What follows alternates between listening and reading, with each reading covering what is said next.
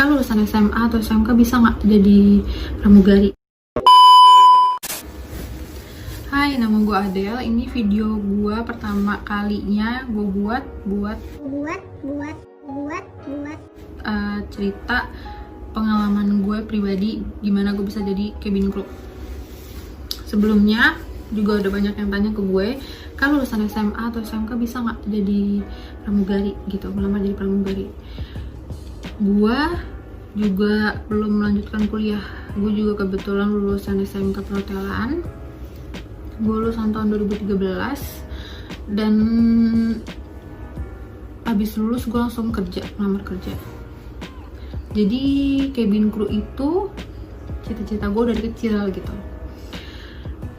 Di sini tuh kayak ada 3 alasan nih yang bikin gue tuh insecure buat gue. Bisa nggak ya gue jadi pramugari, bisa nggak ya gue mewujudkan impian gue, cita-cita gue dari kecil gitu. Satu, karena keluarga nggak support, bokap nggak support waktu itu buat gue jadi cabin crew.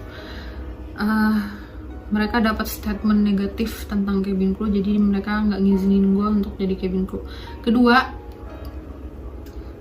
ini yang kena banget yang buat gue insecure sampai gue diberangkatkan buat training jadi cabin crew di sana.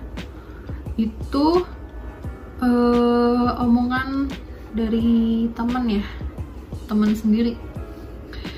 Jadi pas gue lulus, gue ngelamar kerja, langsung gue diterima di salah satu hotel di Jakarta Timur. Gue disitu jadi daily worker.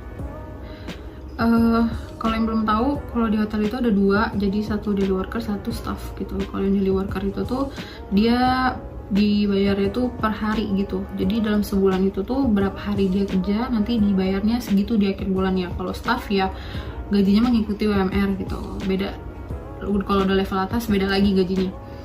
Nah, jadi untuk yang baru lulusan ini tuh biasanya kalau ngelamar kerja di hotel tuh langsung dikasih daily worker dulu, nanti dilihat dia itu bagus atau enggak kerjanya, baru bisa diangkat jadi staff. Dan gua itu di sana kerja jadi daily worker 1,5 tahun. Dalam waktu 1,5 tahun ini pasti gua udah punya teman dong gitu kan. Apalagi banyak nih daily worker yang seumuran gue yang baru-baru lulus itu tuh kan, jadi kayak gue punya teman seumuran gue gitu. Terus saat itu kita lagi kerja bareng, terus waktunya break, gue break bareng-bareng mereka semua. Terus pas lagi ngumpul-ngumpul di sini, temen gue ngomong gitu kayak yang, ayo dong deh lo kuliah gitu. Sebelumnya tuh nyokap bokap gue dukung banget gue buat kuliah gitu kan, tapi gue punya kekhawatiran sendiri sebenarnya. Kalau gue kuliah itu gue bisa nggak ngelanjutin sampai gue lulus dan dapat gelar itu gitu. Gue takut hal yang gue pikirkan sama ini, hal yang gue takutkan sama ini itu terjadi gitu. Dan jadi gue mengurungkan niat gue untuk nggak kuliah gitu, nggak deh, tar dulu gitu. Gue selalu bilang ke nyokap bokap, nggak deh, tar dulu gitu, nggak deh, masih mau kerja dulu gitu, enjoy, mau apa sih, masih enjoy dulu buat kerja. Padahal gue ada yang gue pikirin sebenarnya, ada kekhawatiran yang gue pikirin gitu, takut itu terjadi. Dan saat itu temen gue ini bilang ke gue kayak yang, lo kuliah dong gitu, lo mau jadi apa kalau lo nggak kuliah gitu. Pada saat kita break yang tadi tuh, kita break bareng-bareng kan, makan gitu kan, itu banyak orang, maksudnya kayak ada sekitar 4, 5, 7 orang, 8 orang lah gitu di situ makan. Yang temen gue ini yang dia lanjut kuliah itu, dia bilang kayak gini, lo lanjut kuliah lah Del, masa lo nggak kuliah, kan lo bilang ke gue kalau lo mau jadi manajer, masa manajer nggak kuliah, mana bisa gitu. Mau jadi apa lo ntar kalau lo nggak kuliah, terus apa sih namanya, nanti ntar lo begini hidupnya gitu. Jadi dia kayak membuat lelucon tentang masa depan gue yang akan datang karena gue nggak kuliah gitu. Mungkin buat mereka saat itu tuh itu lucu gitu, maksudnya buat mereka tuh kayak yang lelucon biasa, tapi untuk gue di situ mungkin guanya lagi baper atau apa sih, waktunya nggak tepat buat gue gitu kan. Itu kena banget di gue, dan gue saat itu diem doang gitu, nggak ngomong apa-apa, sampai satu orang ada yang notice gitu. Gue kayak, sabar ya Del, kata dia gitu kan. Oh iya nggak apa-apa, santai aja, gue gituin. Terus akhirnya gue bilang, gue udahan ya, gue duluan gitu kan. Mau kemana lah gitu, kayak yang dia tuh masih santai aja gitu ya. Mungkin buat dia itu sekedar lucuan biasa gitu, lucuan aja, tapi buat gue tuh bener-bener yang kayak, lu lagi buat lucuan tentang masa depan gue lo, yang even nyokap gue sendiri aja nggak tahu gue kedepannya mau jadi apa gitu. Gue nggak pernah main-main sama masa depan orang gitu, takut gue. Terus kok masa depan gue dimain-mainin sama dia, perkara cuman gue itu nggak kuliah dan gue cuma lulusan SMK. Dia bilang gue mau jadi apa lulusan SMK gitu. Terus gue dari situ gue tambah tuh insecure gue, yang kayak dari udah bokap nggak boleh nggak bolehin gue jadi pramugari. Terus ketemu teman yang dia tadinya mau bercanda tapi buat gue itu masuk ke hati gue. Setelah itu kayak gimana ya, jadi kayak yang gue tuh ya udah stuck gitu loh di otak gue tuh muter, bisa nggak ya gue jadi at least jadi supervisor atau asisten manager kalau gue cuman lulusan SMK gitu. Gue kayak yang stuck di muter terus di pikiran gue, apa gue bakal selamanya cuma jadi kayak gini aja karena gue nggak kuliah gitu kan. Gue pindah dari hotel yang tadinya pertama ini gue ngelamar, gue pindah ke beberapa hotel, dan tiap gue pindah ke beberapa hotel itu gue selalu nanya sama kayak atasan gue gitu loh, kayak supervisor gue pernah nanya tuh satu orang, dia lulusan SMA. Gue bilang, saya lulusan SMA gitu. Bapak lulusan SMA gimana Pak bisa sampai jadi supervisor gini gitu kan. Ya pokoknya dia ngasih motivasi ke gue buat gue jadi strong lagi, dan gue cerita ke dia gue insecure dengan ijazah gue yang cuma SMK gitu. Gue takut gue nggak bisa jadi apa-apa karena gue kepikiran apa kata temen gue pada saat itu gitu. Terus gue pindah lagi, pokoknya tiap gue pindah itu tuh gue nggak pede banget, asli gue nggak pede banget, karena gue selalu nanya ke mereka, lu lulusan apa? Gue lagi kuliah, gue lulusan NHI di Bandung.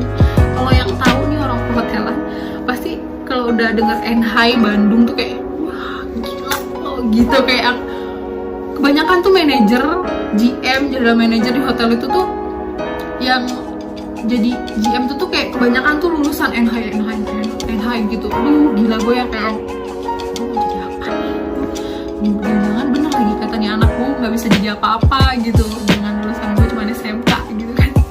Sumpah gue insecure banget saat itu. Terus akhirnya gue pindah lagi ke hotel yang lain, sampai akhirnya itu di hotel terakhir di daerah Harmoni. Itu hotel tempat gue kerja sebelum gue ke maskapai tempat gue sekarang kerja. Gue ketemu sama satu orang, gue ingat banget namanya Syifa. Cantik banget, dia baik banget, masya Allah tuh anak. Terus dia itu part time waktu itu di hotel gue. Kebetulan hotel gue itu lagi ada event dan kita kekurangan orang. Kalau hotel pasti lagi ada event besar, terus dia kekurangan orang, dia bakalan rekrut orang anak part time gitu. Dan adalah si Syifa ini jadi anak part time waktu itu. Syifa jadi anak part time di situ. Gue ngeliat dia kerjanya bagus, dan gue itu kayak nyaranin dia, lo kenapa nggak ngelamar jadi daily worker di sini, gue gituin kan, karena kan kita juga lagi butuh daily worker di hotel ini. Terus kata dia gini, oh enggak kak, aku di sini cuma iseng aja kok, aku lagi nunggu sambil aku dipanggil buat kerja, kata dia gitu. Oh lu udah kerja tempat lain? Iya baru diterima, kata dia gitu. Alhamdulillah. Oh di hotel mana? Gue gituin kan. Gue langsung nembak tuh di situ, kayak yang lu di hotel mana, karena kan dia part time di hotel nih. Terus jadi lo pasti otomatis bakal mikir dia diterima di hotel lain gitu kan. Oh bukan kak, kata dia gitu kan, aku diterima di salah satu maskapai pokoknya di Indonesia. Gue lagi kayak lu pramugari gitu kan. Iya insya Allah kata dia gitu kan. Oh gila lu keren banget gitu kan, lu udah diterima jadi pramugari tapi lu masih mau kerja kayak gini, ya kenapa enggak kata dia gitu kan. Masya Allah anaknya baik banget. Terus gue kayak yang terus tanya-tanya dong, pokoknya tiap orang yang masuk pramugari dari dulu tuh gue kayak yang tanyain, lu gimana ininya interviewnya, terus gimana lo sekarang, susah ya ini ya peraturannya apa sih, interviewnya ketat ya persyaratannya. Terus gue tanya-tanya lah ke dia gitu kan, gue dengerin cerita dia, gue seneng banget gitu loh, karena kan itu cita-cita gue dari dulu gitu kan. Satu udah nggak diizinin sama bokap, terus kedua gue insecure karena temen gue juga seperti itu, dan gue berpikir kayak tiap gue ngelamar kerjaan kemanapun selain hotel pasti gue nggak akan diterima dan gue nggak jadi apa-apa gitu, karena itu udah langsung masuk ke diri gue sendiri gitu. Sumpah saat itu mungkin orang beranggapan gue lebay banget, tapi buat gue itu sesuatu yang lu tuh nggak boleh main-main, lu tuh nggak boleh asal nyebut tentang masa depan seseorang, karena orang itu sendiri pun juga nggak tahu dia kedepannya mau jadi apa. Jadi kalian nggak usah langsung kayak matok, lo ntar nggak jadi apa-apa, lo cuman lulusan SMK mau jadi apa, ntar lo yang ada tuh kehidupannya gini ya nggak, ntar kita udah pada beli mobil dia cuman kayak gini. Sumpah itu tuh melekat sampai sekarang. Terus gue sampai ketemu lah si Siva ini, dia bilang kan, kakak coba aja ngelamar jadi pramugari. Terus gue bilang gue nggak pede, gue gituin kan, apalagi waktu itu bokap gue juga nggak ngizinin. Terus udah gitu ya gue cuma lulusan SMK, gue bilang gitu kan, ini nggak masalah kata dia gitu. Sebenarnya gue tuh anaknya kayak nggak betah di satu tempat gitu kerja. Alasan gue pindah-pindah kerjaan waktu itu, pertama gue mau banyakin pengalaman, kedua gue juga emang anaknya nggak betahan kerja di satu tempat, jadi itu gue kayak pindah-pindah gitu, gue nggak betah. Dan gue di hotel itu, oh ya gue lupa, gue bagian F&B service, gue waitress, which is kalau kerja di hotel itu lo nggak bisa pakai jilbab gitu. Jadi kalau gue berangkat pakai jilbab, pulang pakai jilbab lagi, tapi pas kerja nggak pakai gitu, dilepas jilbabnya.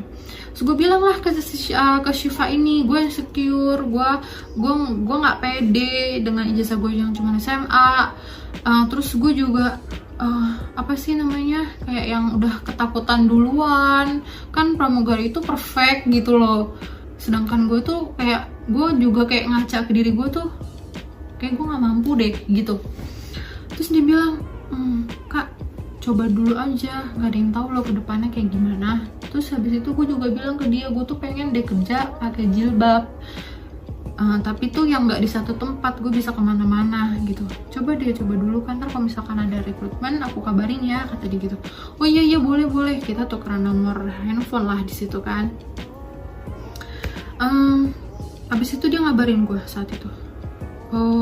Setelah dia selesai part time di hotel itu, kayak berapa hari kemudian dia ngabarin gue ada rekrutmen di salah satu maskapai di Middle East, sekarang tempat gue kerja.